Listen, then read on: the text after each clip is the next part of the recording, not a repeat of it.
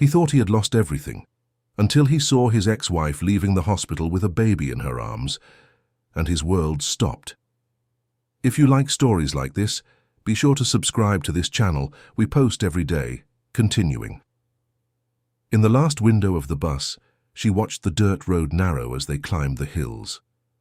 Her hands trembled in her lap, not from the cold June morning, but from the certainty that she would never return home. If that place had ever truly been home. Blythe Alves Santos, B as everyone knew her, B as, carried a lie in her body that had lasted 22 years. Her left leg, which had limped since childhood, had no disability whatsoever. Her parents had trained her to pretend, day after day, that she couldn't properly bear her weight. A broken woman is no good for them, her father would repeat whenever she questioned why she had to continue the charade. They were the powerful men of the region, ranchers, politicians, businessmen who drove their imported pickup trucks into the center of Willow Creek, rural Oklahoma, always looking for amusement. And amusement in that forgotten corner of the world meant young and beautiful girls for their whims.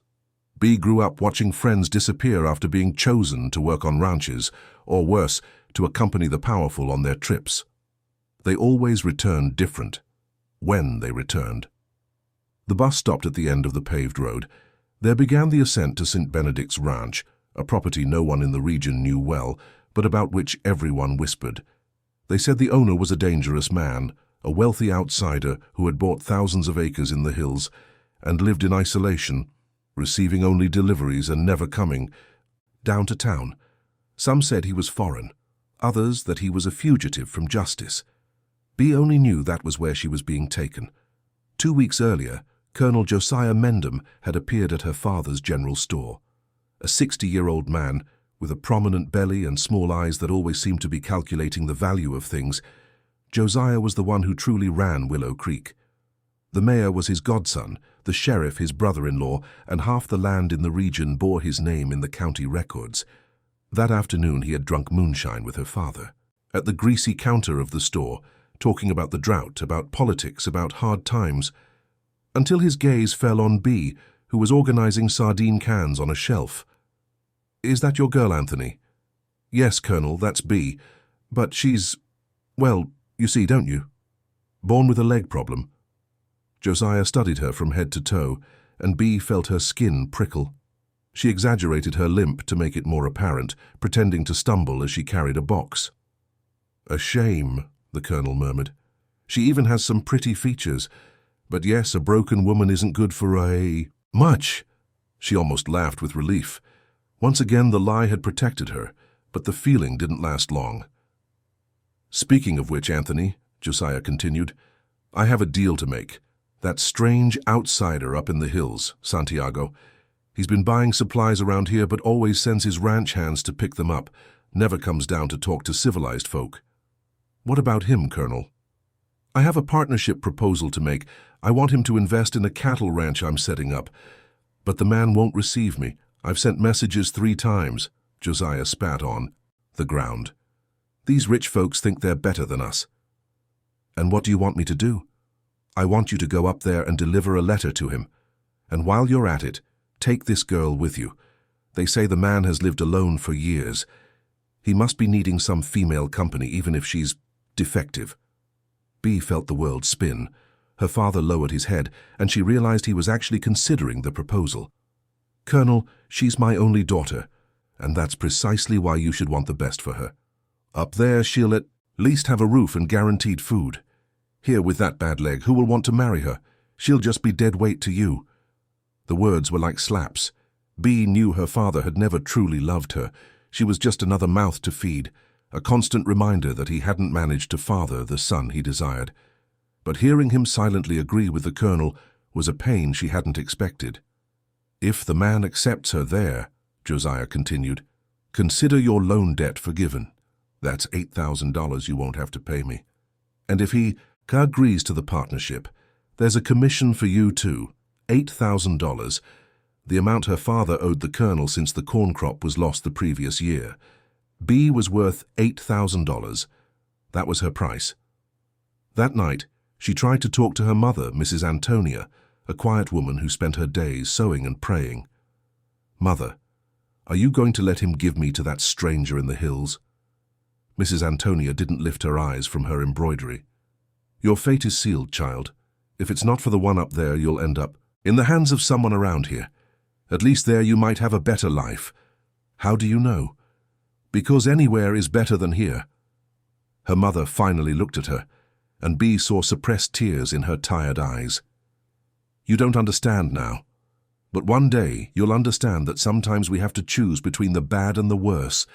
And that's how Bee found herself on that bus, going up the hills with a bundle of clothes and a broken heart. Her father accompanied her in silence, carrying the colonel's letter and his daughter as if they were merchandise to be delivered. St. Benedict's ranch stretched for miles. Green pastures, purebred cattle, an imposing main house built of stone and wood with modern architecture that contrasted with the rusticity of the region. There were also some smaller buildings, warehouses, stables, staff houses, everything organized, clean, prosperous. A man waited for them at the main gate, tall, dark-haired, about 40 years old, with a serious expression. He wore jeans, leather boots, and a simple shirt, but there was something in his posture that conveyed natural authority. "Are you the owner?" Anthony asked, getting out of the jeep that had brought them from the main road. "I am. Santiago Herrera." His voice was deep with an accent Bea couldn't identify. "I received the message about a letter." Anthony handed him the envelope and pushed Bea forward. "And I also brought my daughter. Colonel Josiah thought you might be needing company." Santiago watched Bea carefully. She kept her eyes down, forcing her left leg to appear stiffer than it was.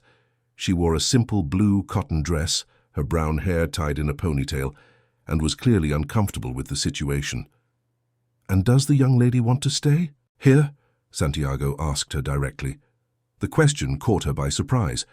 No one had ever asked her what she wanted.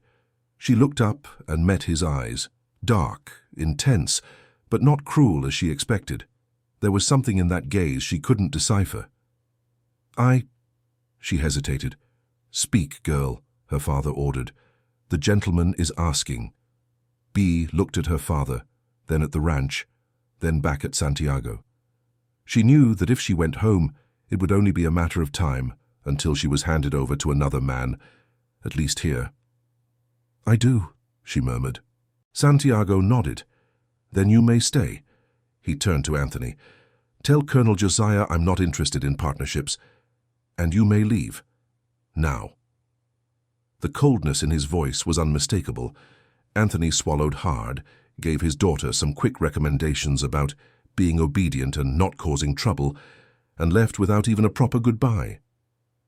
Bea watched him drive down the hills and felt a door close forever in her life. "Come," Santiago said.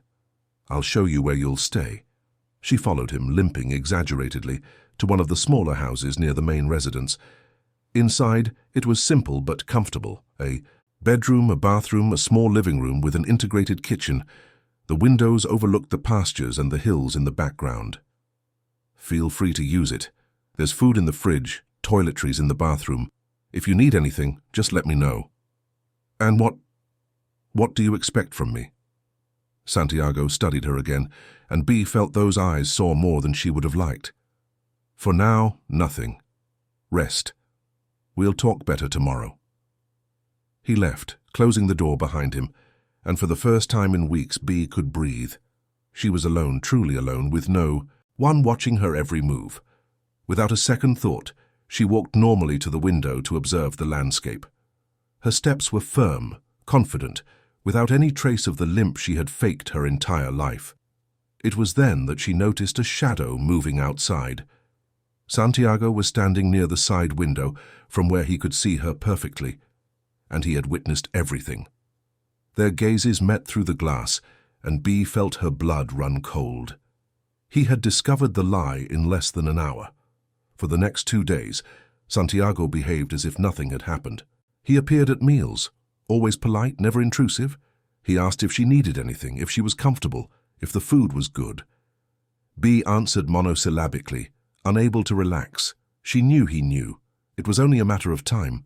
During the day, while he worked on the property, She cautiously explored the surroundings of the house. When she was sure she was alone, she walked normally. When she heard noises, she quickly returned to her act. It was exhausting to maintain the charade, but she didn't know how to stop. On the morning of the third day, Santiago appeared earlier than usual. Bea was in the kitchen preparing coffee when she heard his footsteps approaching. Quickly, she forced her leg to stiffen and feigned difficulty reaching a cup on the high shelf. "The act is over." His voice, calm but firm, made her freeze. She turned slowly, still holding the cup. "What?" "You heard me. I saw you walking normally yesterday and the day before yesterday. There's nothing wrong with your leg." Bea felt her legs, both of them, weaken. The cup slipped from her hands and shattered on the floor. She bent down to pick up the pieces, but Santiago was faster. "Leave it, I'll get it." He carefully gathered the shards, then stood up and looked at her. Why the charade? She couldn't speak. 22 years of lies crumbling in seconds. 22 years of protection collapsing. If he threw her out, where would she go? "I'm not going to hurt you," Santiago said, noticing the panic in her eyes. "Nor am I going to send you back. But I want to understand." The kindness in his voice was her undoing. Bea broke down. The tears came all at once, along with jumbled words, desperate confessions. She told him about the fear that governed Willow Creek, about the girls who disappeared, about the parents who decided that a broken daughter would be safe, about years of humiliation, of being treated as dead weight, as something that needed to be hidden, about the sale to the colonel, about being traded for an $8,000 debt. "I wasn't brought here for love," she sobbed. "It was to get rid of me. My father was always ashamed of me. He said I was a punishment from God, that I would never get married, that I would die a virgin and useless. And I believed it. I believed I was truly good for nothing." Santiago listened to her in silence. When she finished, he approached slowly and offered her a clean handkerchief. "Broken isn't you," he said, his voice rough with suppressed anger. "Broken is the system that made you believe you had no worth. Broken are the men who turned women into merchandise. And very broken is the father who sold his own daughter." She looked at him through her tears. In his eyes, there was no disgust or contempt. There was indignation, not with her, but for her. "You are safe here. Colonel Josiah and men like him don't come near my property, but I need you to stop the lie. Here, you don't need to pretend to be less than you are." "What if I can't? It's been so many years." "Then I'll teach you." From that day on, Santiago became her teacher. Every day after work, he would take her for walks through the pastures. At first, her steps were hesitant, unsure. Her body had grown accustomed to the pretense, and she had to relearn the truth. "Lift your chin," he would instruct. "You have no reason to hide. Distribute your weight evenly on both legs. They are what support you, not the opinions of others. Stop. Breathe. You are strong. You always have been." They were simple exercises, but for Bea, they represented a revolution. Each firm step was a small victory against years of submission, and Santiago was patient, firm without being rude, encouraging without being condescending. Between walks, they talked. He told her he had been born in Santiago, Chile, the son of a family of entrepreneurs who lost everything in an economic crisis when he was 20. He came to the United States young, worked as a ranch hand, saved money, invested in land. He built a small agribusiness empire but always kept his distance from high society. "Why?" Bea asked. "Because power corrupts, and power without character destroys everything around it." It was a clear jab at men like Colonel Josiah. Bea began to understand why Santiago lived in isolation. He had chosen solitude so as not to become like those he despised. "And you never wanted to start a family?" Santiago hesitated before answering. "I tried once, it didn't work out."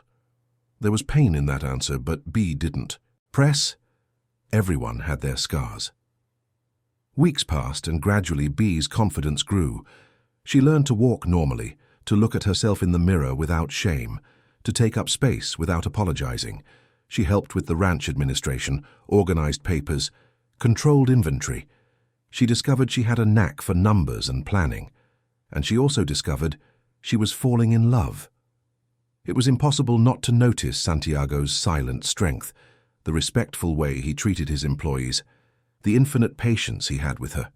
It was impossible not to notice his defined muscles when he worked shirtless in the afternoon, heat, or the way his eyes darkened when he met her in the morning.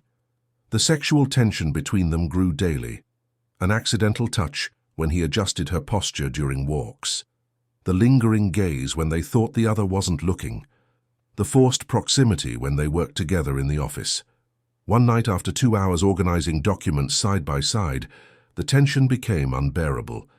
Bay stood up to get water and stumbled, this time for real. Santiago caught her by the waist, preventing her fall, and for a moment they stood there, pressed together, breaths accelerated, eyes locked. "Bea," his voice was hoarse. "I know," she murmured. "I'm feeling it too." He pulled away abruptly. "It's not right." "Why?" "Because you're still discovering yourself. Because you ended up here against your will. Because I'm 10 years older. Because I can choose," she interrupted him, surprising him with the firmness in her voice. "For the first time in my life, I can choose, and I choose you." Santiago studied her for long seconds. Then slowly, he raised a hand and brushed a lock of hair from her face. "Are you sure?" "Absolutely." The kiss came soft, questioning, as if he was still afraid of taking advantage of the situation. But when Bea responded with equal intensity, when her hands got lost in his hair, when a low moan escaped her throat, Santiago lost control. The office desk was forgotten. They moved towards the main house between urgent kisses and exploring hands until they reached his bedroom. There, Santiago was careful again. He slowly removed each piece of her clothing, placing kisses on every inch of revealed skin, whispering words of adoration in Spanish that she didn't understand but whose meaning she felt in her soul. When they finally united, it was with tenderness and passion in equal measure. Bea cried, not from pain but from overwhelming joy. It was the first time she had made love, and not just had sex. It was the first time she felt desired for who she truly was, not for what she pretended to be. Later, lying naked between the sheets, Santiago held her against his chest and said, "I love you. I love you too." It was the purest truth both of them had spoken in years, but the happiness was short-lived. Over the next few days, an intimate routine established itself between them. Bea woke early to prepare coffee while Santiago tended to the cattle. They worked together on ranch administration during the morning, ate lunch side by side, discussing plans to expand the horse breeding, and in the afternoons walked through the pastures, now no longer as teacher and student but as two lovers discovering the world together. At night, they made love with an intensity that grew with each encounter. Santiago was an experienced man, but with Bea it was different. Her every touch completely disarmed him.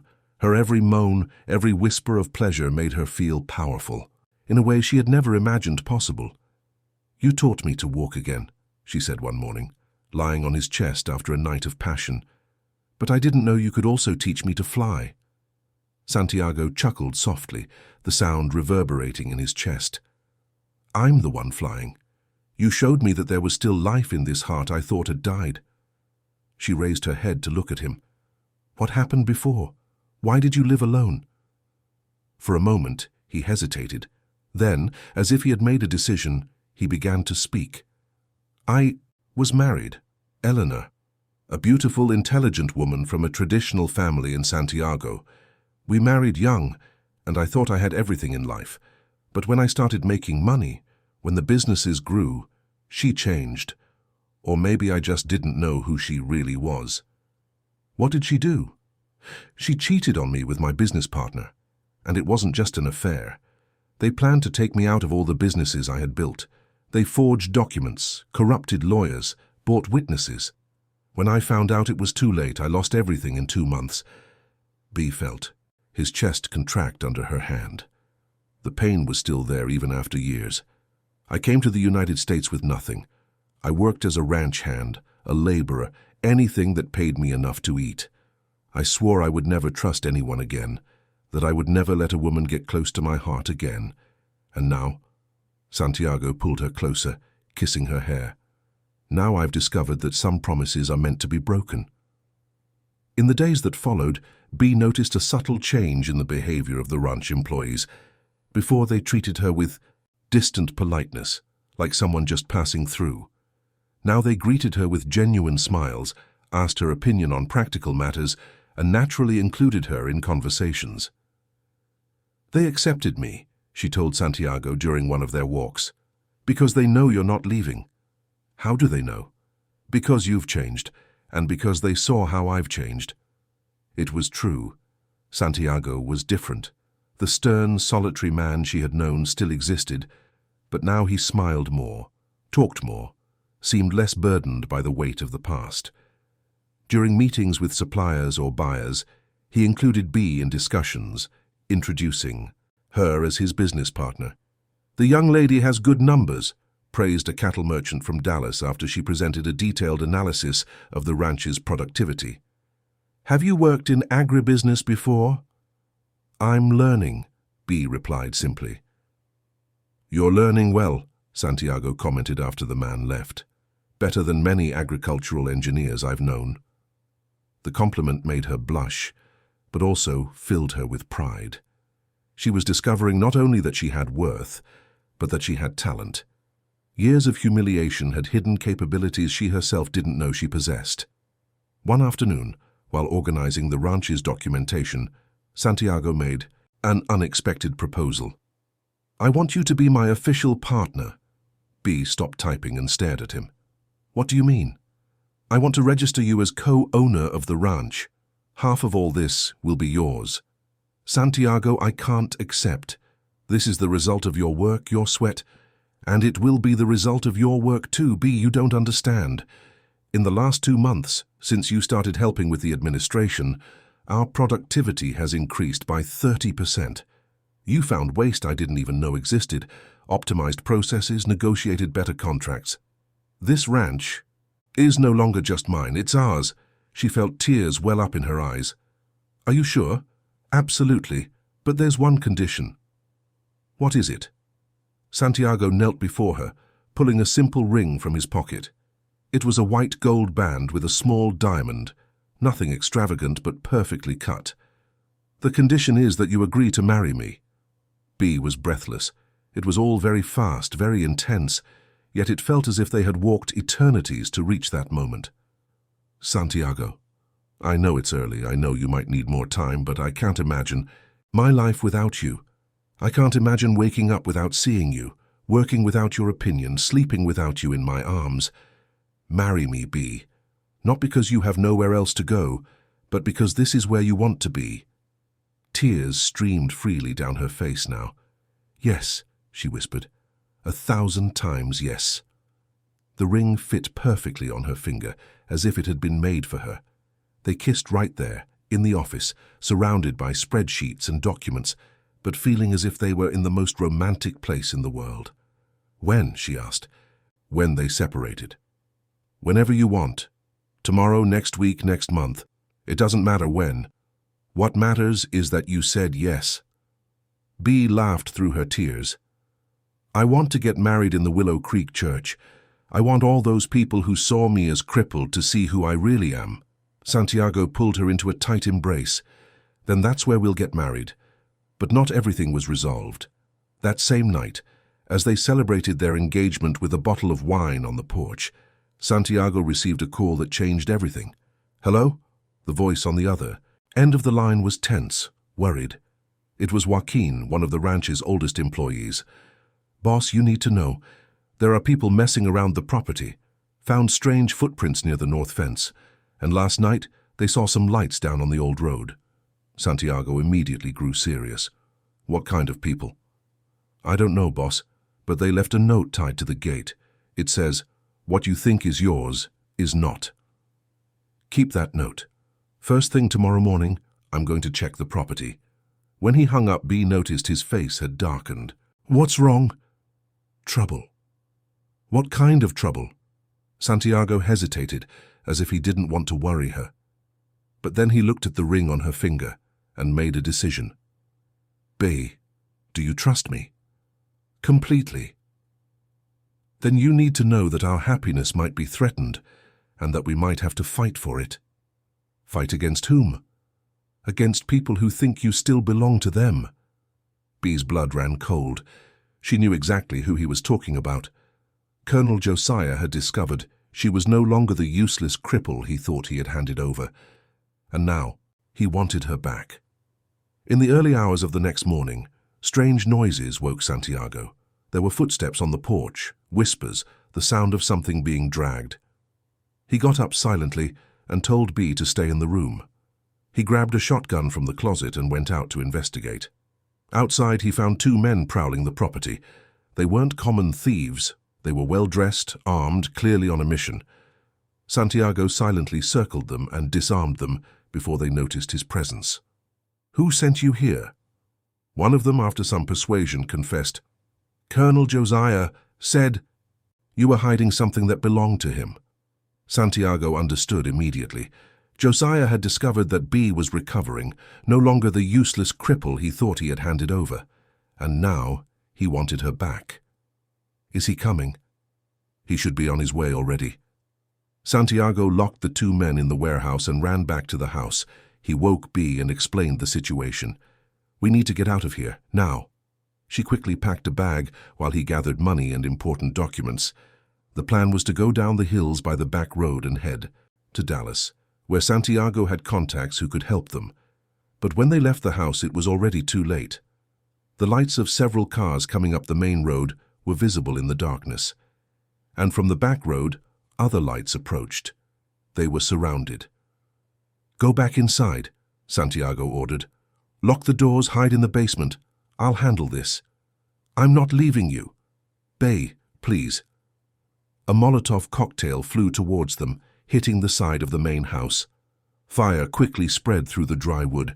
Santiago pulled Bea away from the blaze, but outside they were surrounded. Colonel Josiah emerged from the shadows, accompanied by 6 armed men. He was unrecognizable, his face red with rage, his eyes bloodshot with hatred. He pointed a pistol directly at Bea. "Hand her over, outsider, and maybe I'll let you live." "She's not your property," Santiago replied, positioning himself in front of Bea. "She is. I paid for her. $8,000 of debt forgiven. And I found out her scumbag father tricked me. The tramp isn't crippled at all. She's worth a lot more than that." Josiah aimed at Bea's leg. "Since she pretended before, now she'll limp." "For real?" The shot never came. Bea acted on instinct. Years of repressed anger exploded all at once. She grabbed the kerosene lamp that was on the ground and hurled it towards the colonel. The explosion illuminated the night and unbalanced his men. Santiago took advantage of the confusion to attack. He wasn't a violent man by nature, but he had learned to defend himself on the streets of Santiago when he was young, and he was fighting for the woman he loved. The fight was brutal and swift. Josiah, accustomed to having henchmen do his dirty work, didn't expect real resistance. When he found himself alone, his men knocked out or fleeing, he tried one last desperate move.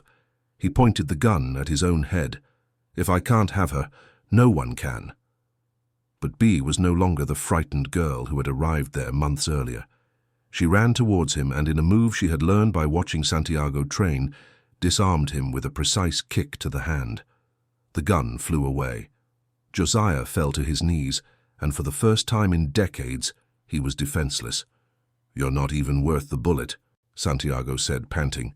"But you'll pay for the years of terror you've spread throughout this region." They tied Josiah with ropes and locked him in the same makeshift cell where his henchmen were. The main house burned in high flames, but neither of them cared. It was as if both their pasts were turning to ashes along with the building. "Now what?" Bea asked.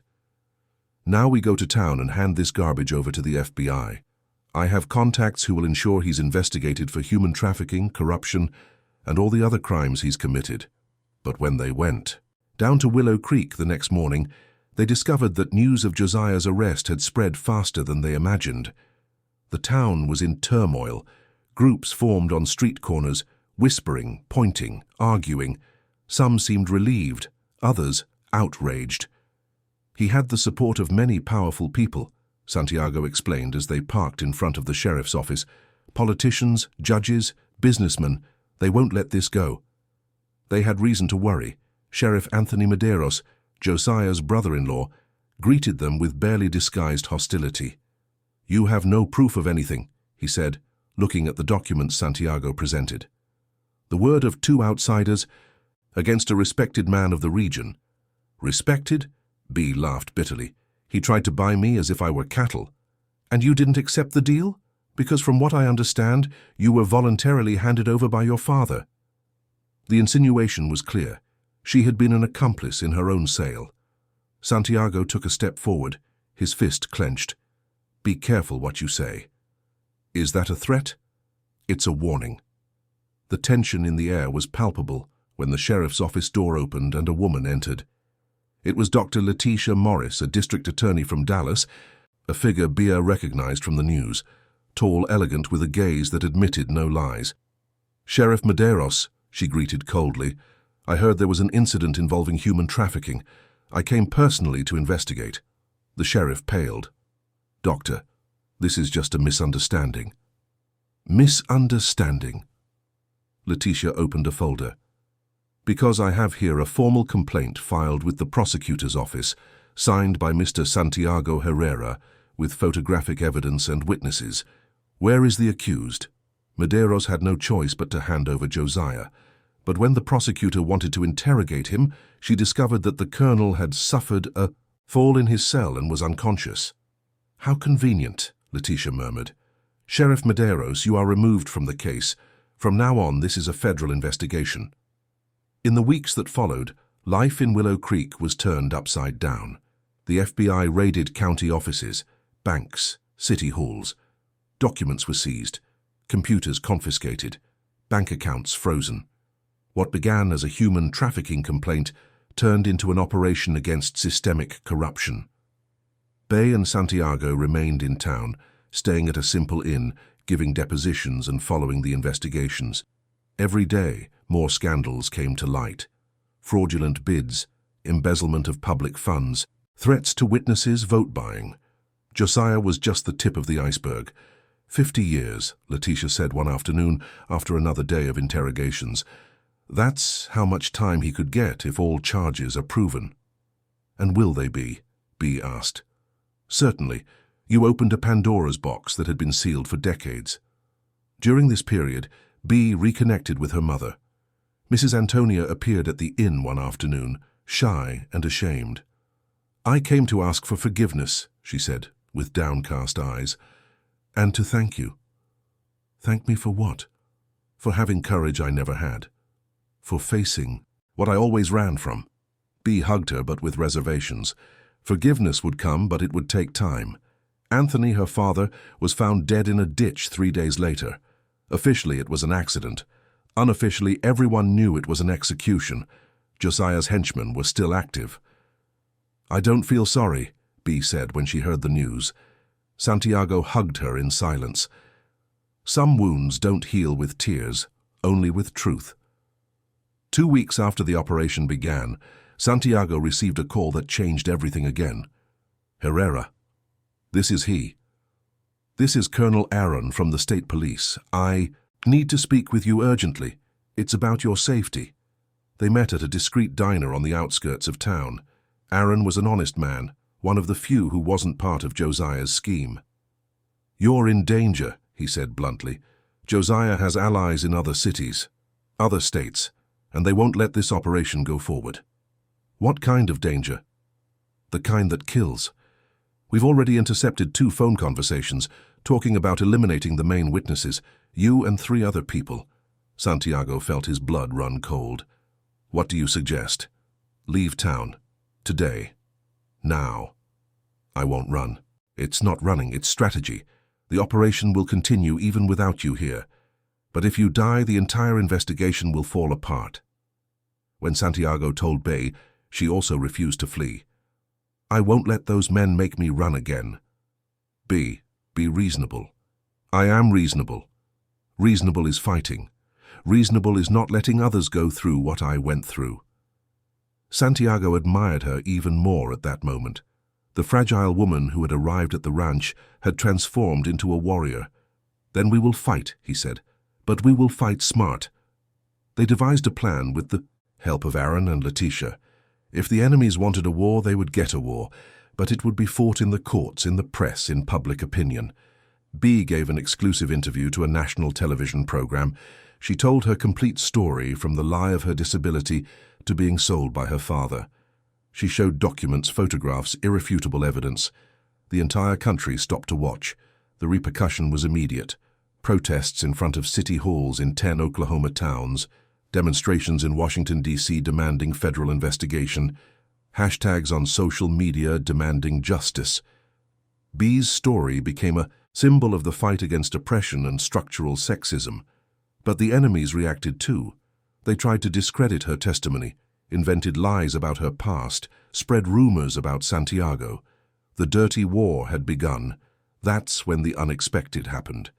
Other women began to appear, dozens of them, from different cities, different eras, but all with similar stories, all victims of the same system that Josiah represented. "They were waiting for someone to be brave first," Letitia explained. "You were the first. Now they know they can speak." The movement grew like an avalanche. Lawyers offered to work pro bono. Investigative. Journalists dug deeper. Honest politicians spoke out publicly. What was an isolated case turned into a revolution. And at the center of it all, Bea and Santiago remained united, not just as lovers, but as partners in a struggle bigger than themselves. "This wasn't what we planned when we fell in love," he said one night, after a particularly difficult day of depositions. "But it's what we needed to do," she replied. "Some people are born to live in peace. Others are born to fight for the peace of others." The next morning, they woke to the news that 2 of Josiah's main allies had been caught red-handed trying to bribe witnesses. The operation was gaining strength, but the enemies wouldn't give up easily, and Bea and Santiago knew the worst was yet to come. The final twist came from where they least expected it. Joaquin, the ranch's oldest employee, appeared at the inn one afternoon carrying a dusty wooden box. "Boss, I found this in the basement of the house that burned. It was hidden under the floorboards." Inside the box were documents dating back 15 years, contracts, photographs, cassette tape recordings. It was a complete archive of Josiah's illegal operations kept by someone as life insurance. "Who hid this?" Santiago asked. "Must have been the old owner of the ranch, Mr. Benedict. He disappeared out of nowhere one night, remember? Now I know why." The recordings were devastating. Conversations between Josiah and politicians, judges, businessmen, bribe negotiations, explicit threats, planning of crimes. It was enough evidence to bring down the entire corruption network. Letitia almost cried when she heard the tapes. "This is worth more than 10 years of investigation. With this evidence, I can arrest half the state government." And that's exactly what happened. In a coordinated operation that lasted 3 days, the FBI arrested 57 people in 4 states. Mayors, council members, judges, sheriffs, businessmen. The scandal made national and international magazine covers. Josiah, confronted with the evidence, decided to make a plea bargain. He turned in everything and everyone in exchange for a reduced sentence. During 18 hours of testimony, he detailed 30 years of crimes, citing names, dates, values. It was the end of an empire built on the suffering of hundreds of people. 50 years in prison, Letitia announced at a press conference, and he'll serve every day. But for Bea, the real victory wasn't Josiah's imprisonment. It was in the transformation her story had caused. Laws were changed, specialized police departments were created, awareness campaigns were launched. The entire United States was discussing human trafficking, domestic violence, female empowerment. "You became a symbol," Santiago said one afternoon, showing her a magazine with her photo on the cover. "I didn't want to be a symbol," Bea replied. "I just wanted to be free." "And you are. Now other people can be too." With the investigation closed, they could finally return to the ranch. The main house had been rebuilt, bigger and more beautiful than before. The pastures were green, the cattle healthy, the business prospering. It was a literal fresh start.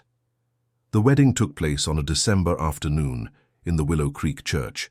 The entire town attended, not out of obligation, but out of gratitude. Bea had freed not only herself but all of them. The priest, who was once a silent accomplice to Josiah's crimes, publicly asked for forgiveness during the ceremony. "Today we celebrate not just the union of two people," he said. "We celebrate the victory of truth over lies, of courage over fear, of love over hatred." When Bea walked down the aisle, with firm steps without any trace of the limp she had faked for years, there wasn't a dry eye in the church. She wore her maternal grandmother's dress, redesigned by her own mother as a way of redemption. Santiago waited for her at the altar with tears in his eyes, wearing a simple but elegant suit. The vows were written by themselves. "Bea," Santiago said, "you taught me that true love is not just a feeling.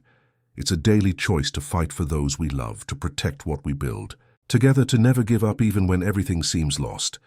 I promise to be your partner, your friend, your lover, your companion in struggle. Today and always." "Santiago," Bea replied, her voice firm despite the emotion, "you taught me that I was worth more than they made me believe. You taught me to walk again, to dream again, to love again. I promise to walk by your side, to fight by your side, to build a life where love is stronger than any lie. Forever." The rings were exchanged to applause that echoed through the hills. When they kissed, as husband and wife, fireworks exploded in the sky.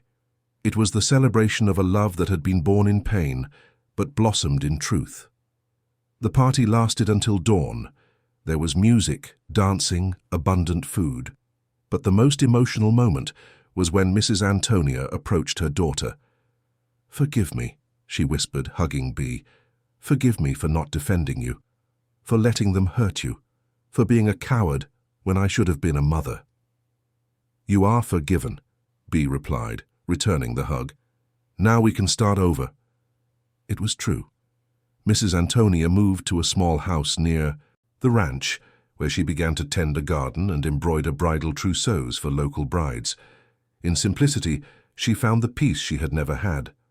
The ranch's business prospered beyond all expectations. With the fall of the corruption network, small producers who were once exploited began to receive fair prices. Santiago and Bea created a cooperative that benefited the entire region.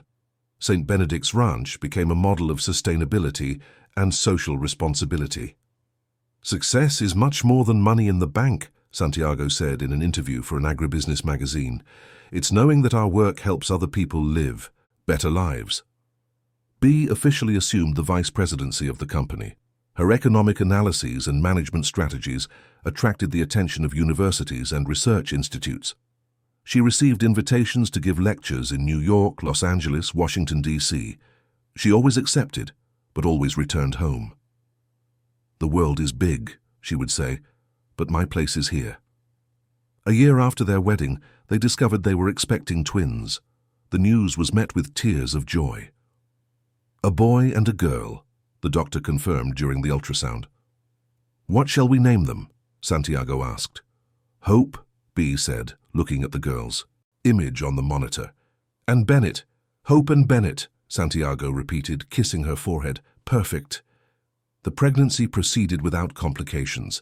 Bea worked until the 8th month, always active, always involved. Santiago surrounded her with care without being excessive, respecting her independence. The twins were born on a sunny September morning. Hope had her father's dark eyes and an evident strength even in her newborn movements. Bennett inherited his mother's smile and the stubbornness of both parents. "They are perfect," Bea sighed, each baby nestled in one of her arms. "Like their mother," Santiago replied, kissing all three of them. News of the birth spread through the region like wildfire.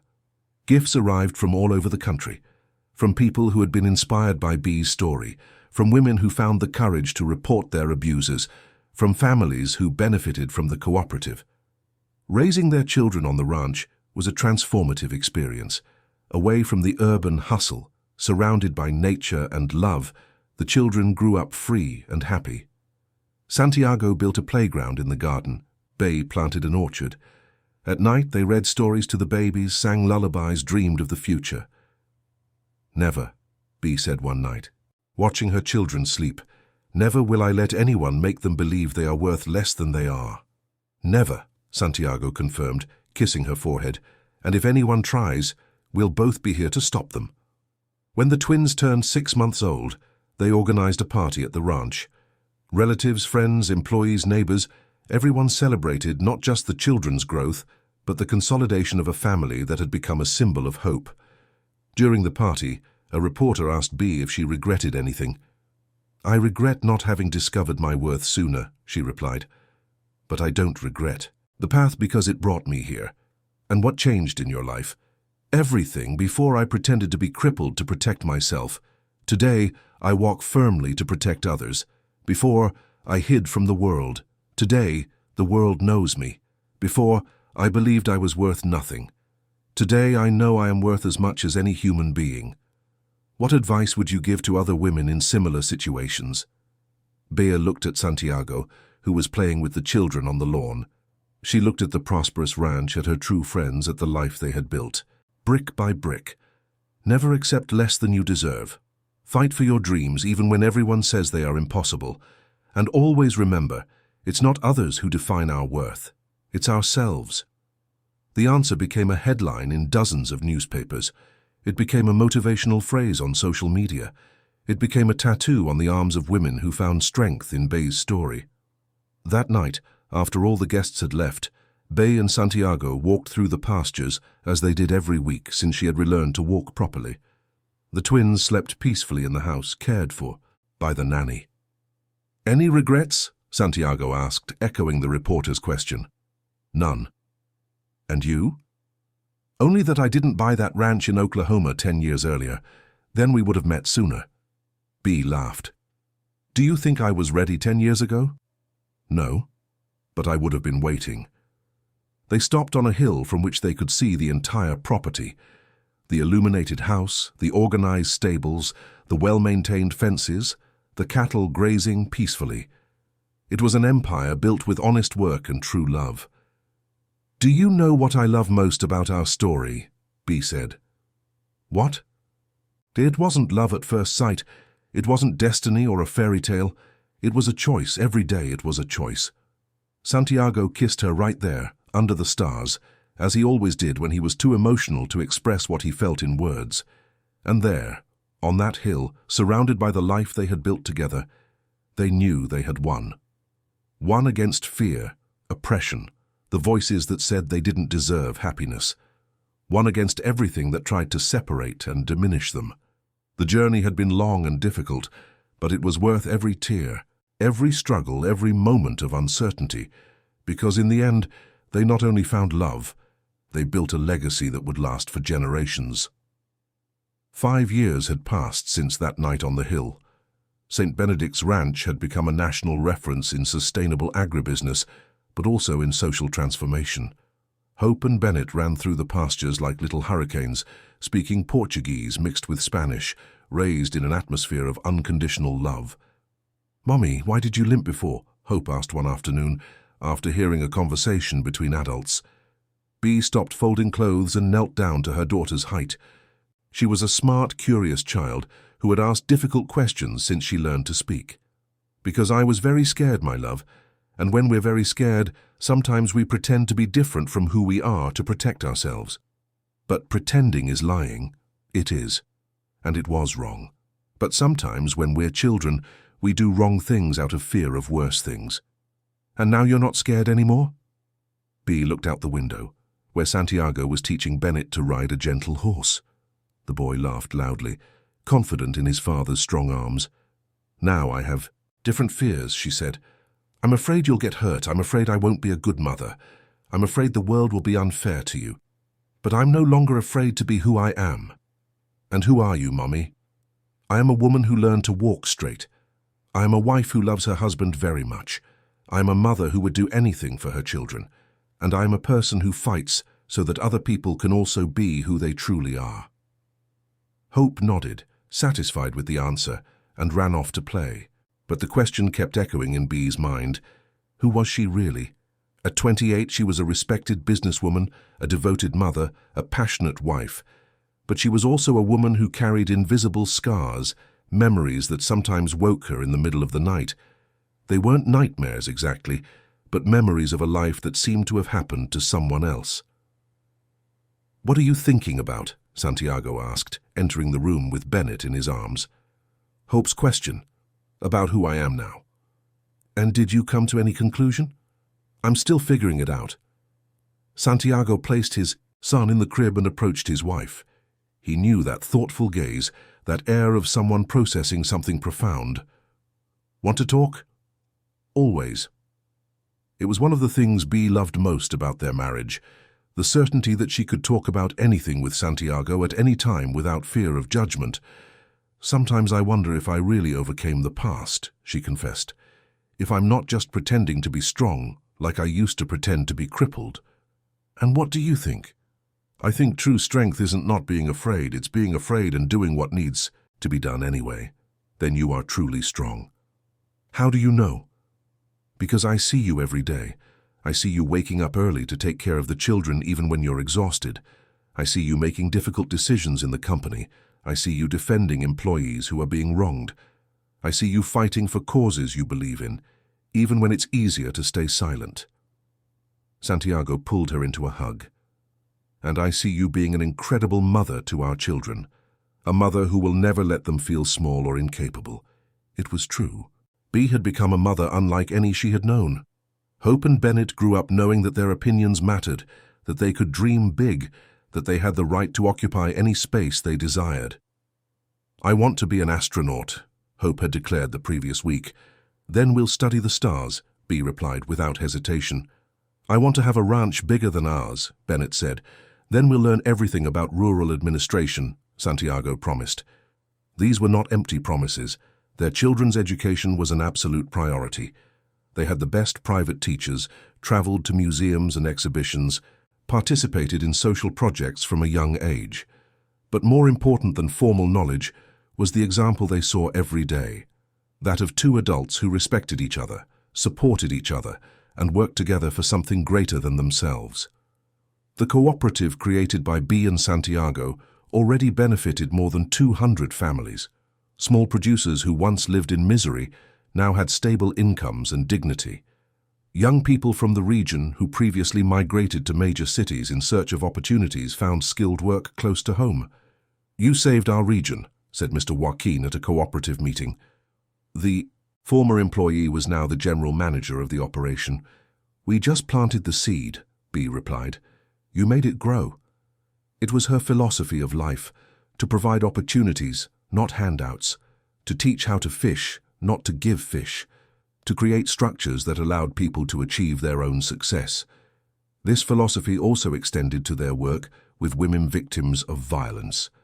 The Hope Institute, created 2 years earlier, had already helped over 1,000 women rebuild their lives. It offered shelter, psychological support, professional training, and legal assistance. "Many arrive here like you arrived at the ranch," explained Dr. Letitia, who had become a great friend and ally. "Not believing in their own worth, not knowing they deserve better."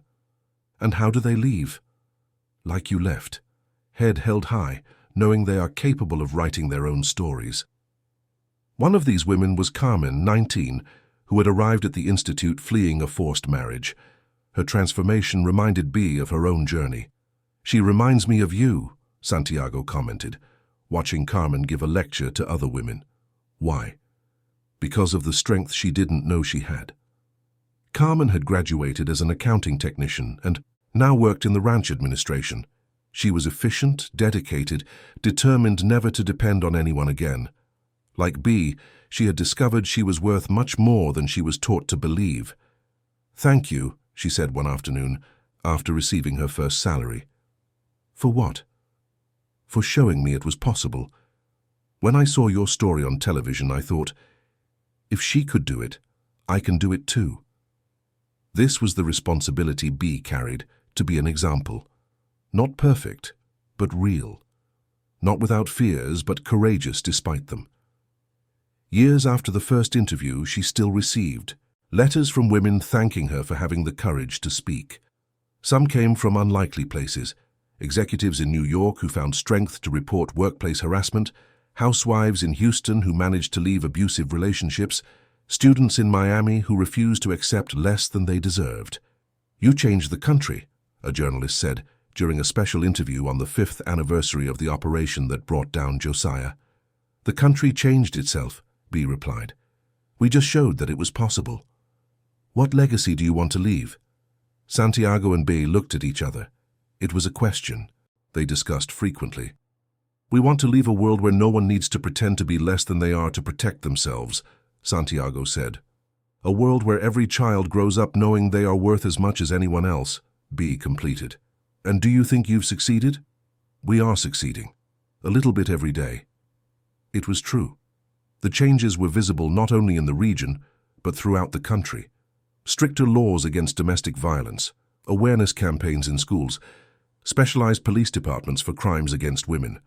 B's story had planted seeds that germinated in every corner of the United States. On a Sunday afternoon, 2 months after that interview, the family was gathered on the porch of the house. Hope was drawing horses, Bennett was assembling a puzzle, Bay was reading a book, and Santiago was playing the guitar. It was a simple, ordinary moment, yet full of meaning. "Daddy," Hope said, looking up from her drawing, "how did you two meet?" It was the first time they had asked that question. Santiago stopped playing and looked at B. How to tell such a complex story to 5-year-olds? "Well," B began, "a long time ago, I was a very sad person. I thought I was worth nothing, that no one could love me." "Why?" Bennett asked, dropping his puzzle. "Because the people who should have protected me taught me wrong things. They taught me I wasn't important." "That's a lie," Hope declared indignantly. "It is a lie. But I believed it for a long time. Until I met your father." "And then?" "Then he taught me that I was worth a lot. He taught me to walk straight, to smile again, to believe in myself." "How did he teach you?" Bennett wanted to know. Santiago joined the conversation, by being patient, by being kind, by showing her every day that she was special. "And you got married?" "We got married, and we had you two, and we built all this here." The children looked around, at the beautiful house, at the green pastures, at the happy family. "And they lived happily ever after?" Hope asked. Bia and Santiago laughed. "We are living happily ever after," B replied. "Every day we choose to be happy together." "Even when you fight?" "Even when we fight, because fighting is sometimes normal. The important thing is to always love each other." "And do you always love each other?" "Always," they both answered in unison. Satisfied with the answers, the children returned to their activities, but the conversation lingered in the air. "Do you think we oversimplified?" Santiago asked softly. "I think we told them the essential," B replied. "They'll understand the rest when they're older. What if they ask about the difficult parts? We'll tell them too. At the appropriate age, we'll tell them everything. I don't want them to grow up in a bubble. I want them to know that life has challenges, but that there is always hope." This was how they raised their children, with truth proportional to their age, with unconditional love, with the certainty that they were preparing 2 people to change the world. Hope showed signs of early leadership. She organized games, defended smaller classmates, questioned rules she considered unfair. Bennett was more introverted, but equally determined.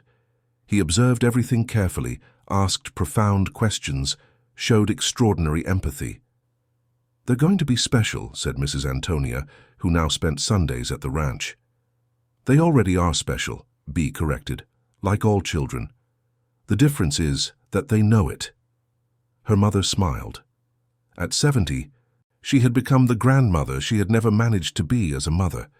She spoiled her grandchildren, told stories, taught traditional recipes. It was her way of redeeming herself. "Did you really forgive me?" she asked one afternoon as they prepared sweets together.